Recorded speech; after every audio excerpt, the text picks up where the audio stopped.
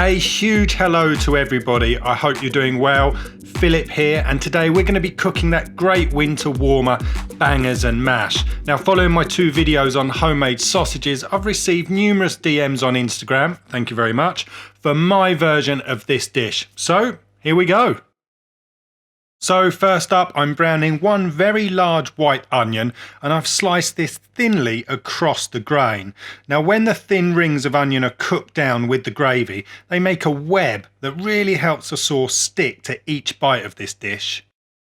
Begin by cooking these down in olive oil until they've softened and started to turn brown.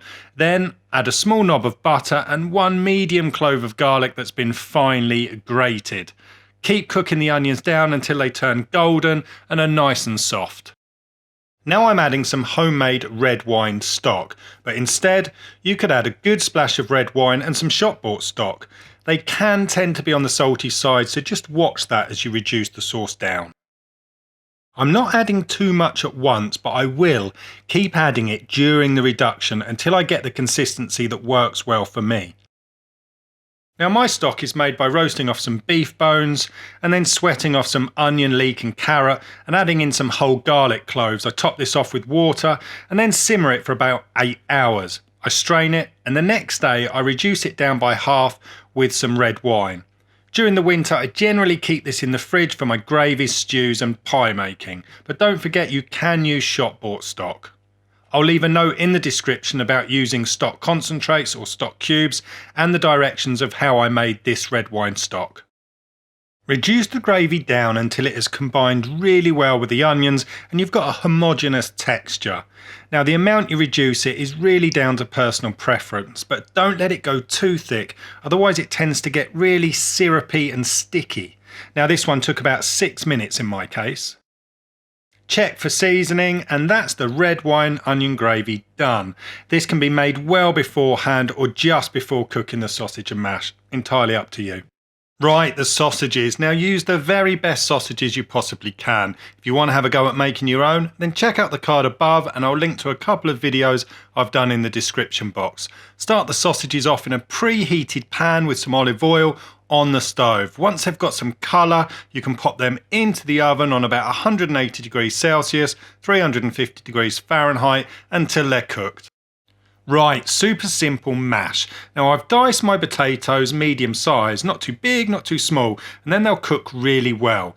Give them a good rinse under cold running water for a couple of minutes, drain and then cover with boiling water and add a good pinch of salt.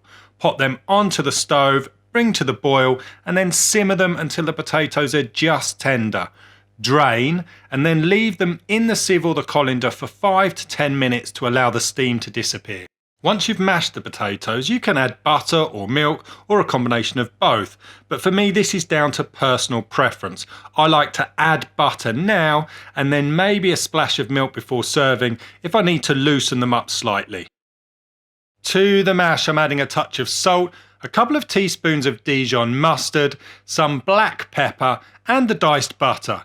Gently warm the mash back up on the stove, making sure the butter or the milk is well incorporated. And just before serving, add a small handful of sliced spring onions.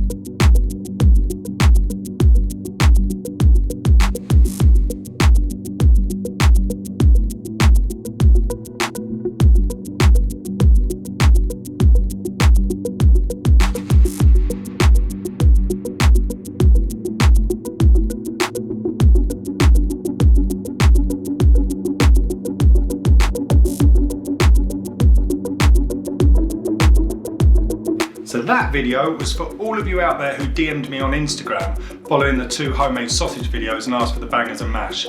There it is. I hope you enjoy. I hope you give it a whirl. But right now, I want to say a huge thank you for watching. I'll see you again very soon. Stay tuned.